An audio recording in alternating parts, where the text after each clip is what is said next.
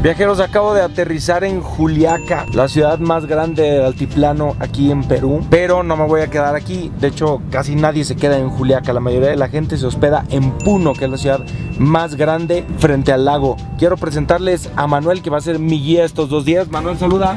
Hola, buenos días, ¿cómo están? No tanto en Lima, pero en Paracas y los otros lugares que fui, vi muchos mototaxis como los tuk-tuks de la India.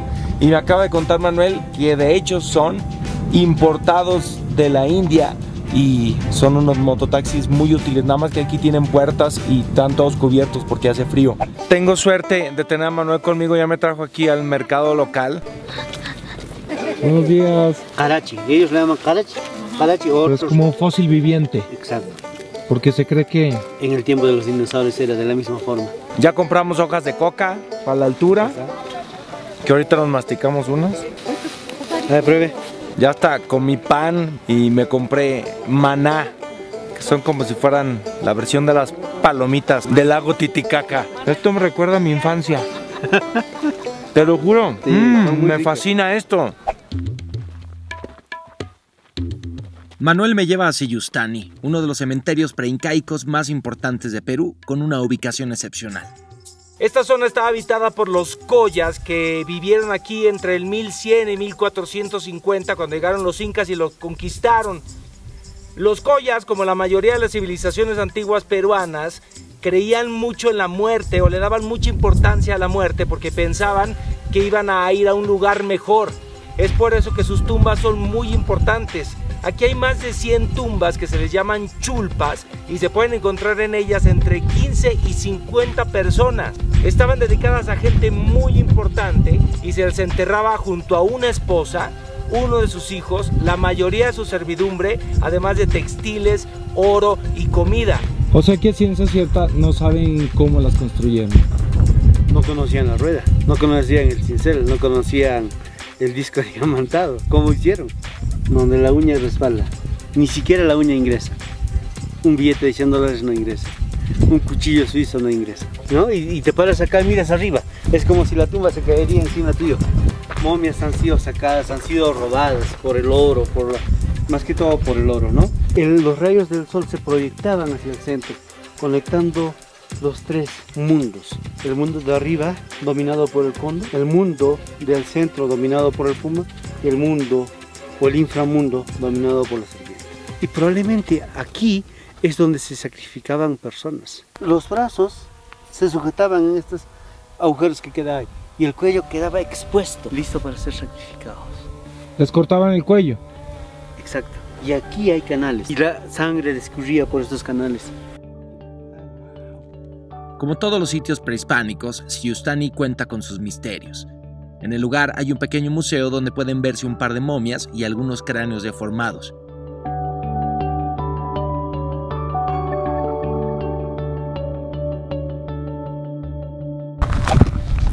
Estamos visitando una casa tradicional y miren, esto de aquí, esta cosa muy bonita es una alpaca, con lo cual está hecho mi bufanda, con su pelo obviamente. Ahí está una llama y eso es un ¿qué? Guanaco. Guanaco, que es un camélido también, pero no está tan domesticado.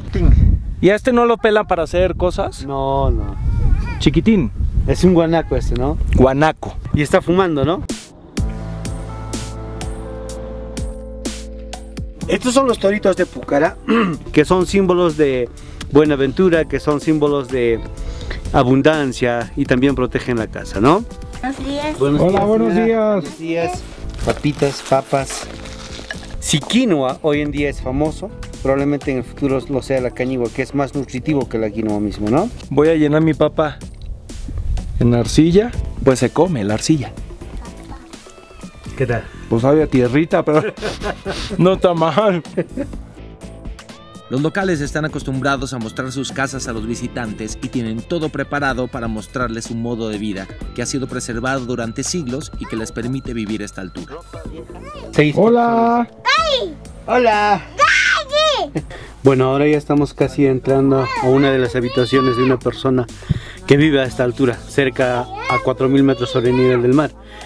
No tiene ventanas para empezar, porque hace bastante frío, las puertas son bastante pequeñas y todavía se puede ver restos de sangre, porque el hombre andino sigue haciendo ofrendas, sigue haciendo pagos para la Pachamama, para la casa donde vive, porque donde nos quedamos si no es en una casa.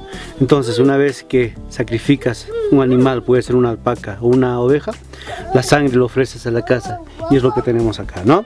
Esta es la ciudad de Puno, la ciudad más grande junto al lago Titicaca, y es como sirve de base para los viajeros que quieren visitar el lago. La ciudad en sí no es el atractivo principal, sino obviamente el lago, pero es la que mayor infraestructura tiene para los viajeros. Aún así hay varios puntos que se pueden conocer, como el mercado que está allá atrás, donde se puede ver varios tipos de comida, y otros lugares que ahora los llevo. El santuario de la Virgen de la Candelaria. El 2 de febrero es el día central y en esta calle, en el pasaje peatonal Lima, es donde pasan bastantes grupos de danzarines. Un promedio de 100.000 danzarines. ¿100.000? 100.000 Pues danzarines. todo el pueblo. Casi todo el pueblo. ¿Y quién observa si todo el pueblo está bailando? Turistas.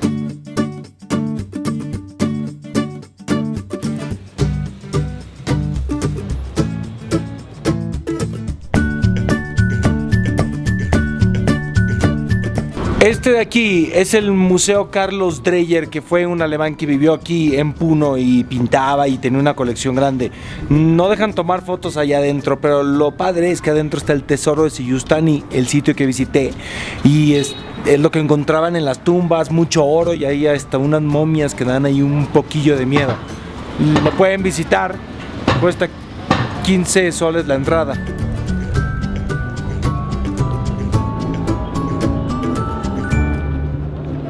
Llegó el momento de comer y de probar los platos andinos.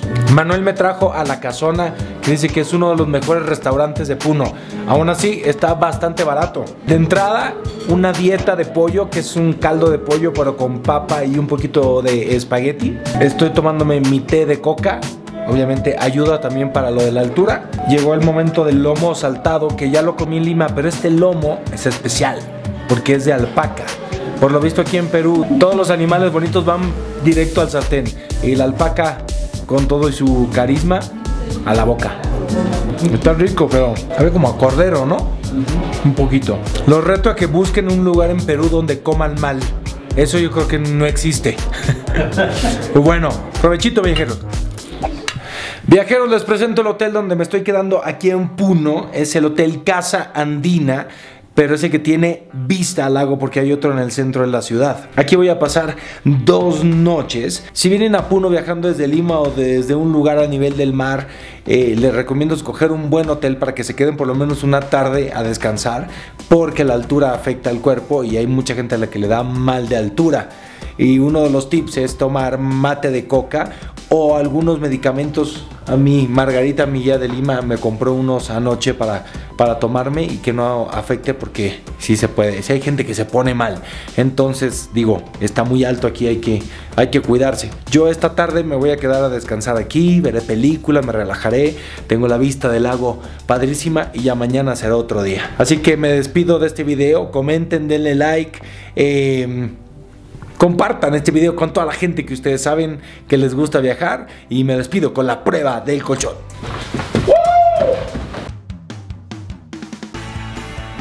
Bienvenidos a Titimarca. Y tiene que mandarme dinero para mantener a su hijo. Ok, los hombres tejen. Aquí en la isla hay 12 que traen el honor. Visita la tienda en línea de Alan por el Mundo y descubre decenas de productos que harán más fácil tu viaje. Enviamos a todo el planeta.